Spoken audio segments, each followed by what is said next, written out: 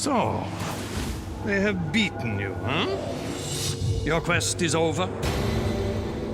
What if it's only beginning? Uncharted 2 is an action-adventure game in sort of the classic style, but set with the contemporary characters in a contemporary world. And so we've tried to make it more relevant make this genre relevant for today's gamers and people that love this, these kind of stories. And it centers on our main character, Nathan Drake, who's a modern-day fortune hunter, who in our parlance really is much more of kind of a modern-day criminal, because what's a treasure hunter in the modern-day world is pretty much not a very honorable profession. And so he's sort of surrounded by this sort of fraternity of thieves, essentially, and this is why the subtitle is Among Thieves. And we see how these relationships, complicate his life as he sort of goes off in search of these treasures. But it's a sequel for people that are fans of the series. It's a sequel in the sense that we've grown the characters and we take them to a new place. In the last game, we kind of got to see Nate. We got introduced to Nate in a kind of a very limited way, and we got to sort of see him kind of immediately thrust into the role of the hero. In this game, we sort of wind back and see, well, who is he, when he's just in his everyday world, and who does he interact with, and what sort of characters does he interact with, and what does he really do? What does a treasure hunter really do? And it gives us a chance to surround it with a much more varied cast of characters that all kind of reflect different aspects of his personality and sort of challenge him in different ways. So we see a kind of a growth arc in him as well as the other characters around him. We want to capture that wonderful cinematic experience that we all love so much from all these action-adventure movies that are just everybody's favorites, We always call it sort of like the comfort food of the movie genre, everybody loves these films. And break down the elements that make that up. When you're racing through a collapsing building, it's you racing through a collapsing building, When you're on a moving train to try to rescue somebody, you're on that moving train, you're not watching a cutscene. And so that meant a huge revamp of our technology to make sure all those things are possible. And getting the emotional moments in the game as opposed to just in the cutscenes, and making you feel the gameplay. Because it's like when you're playing, you can make them feel something in their gut, viscerally, like there could be something that's very dramatic in that sense, but to make them feel something in their heart and their head, I know it's just sounding very highfalutin, but you know what I mean? If they care about the characters and why they're doing what they're doing, and there's some concern there, that's so much better than just the visceral impact of what you're doing. And I think this game does that way better even than the last game. Trust me, young man, your ego will mend. You're just lucky to be alive. Yeah, people are always telling me how lucky I am.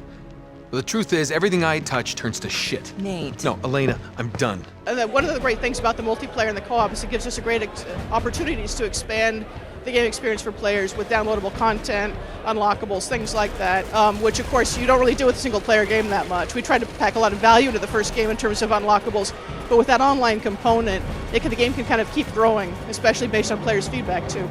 It's not really an overarching story. We wanted people to just be able to jump in, have like a 20, 30-minute experience or whatever with their friends where they could just go in and play like a mini quest.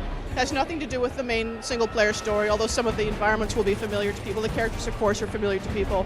But it's got its own little standalone objective, and they're not like, heavy duty. It's just kind of like, hey, we got to go get that treasure. We got to go sabotage the bad guys, that kind of thing.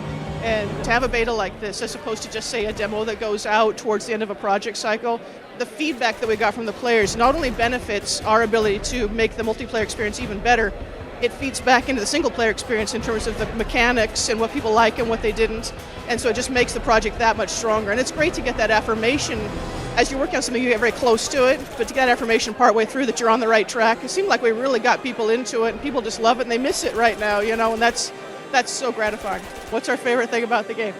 And I'm going to give you what's going to seem like a lame answer, but it's the honest answer, which is it's everything. And it's the fact that all the parts, that's more than some of its parts, and the way they all come together, whether it's the work that the animators did, the background artists, the programmers, the actors, the way the things all sort of fold together to create that seamless, immersive experience is what I love about it. It's just so cool to see that 150 people collectively could have worked on faith like that to achieve this result. It just makes me so proud of everybody.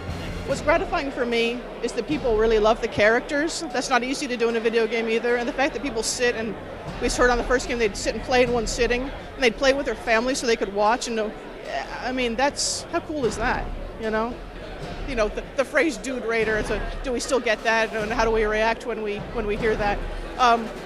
you know, I think we proved with Uncharted 1 that it was an inappropriate sort of epithet for the game. It's so much more than that, and we have always sort of deliberately set out to make Uncharted its own experience. It's very action driven. There's an authority now, I think, to the Uncharted franchise, so I think we can beat that name, the Dude Raider name. If whenever you're working on a game, there's always a million things that you want to do better, different, and you just know that you just have to do the best job you can in the time you have, and hopefully if it does well and you get to make a sequel, you get to go back to that well and optimize and add all the little things that you missed the first time.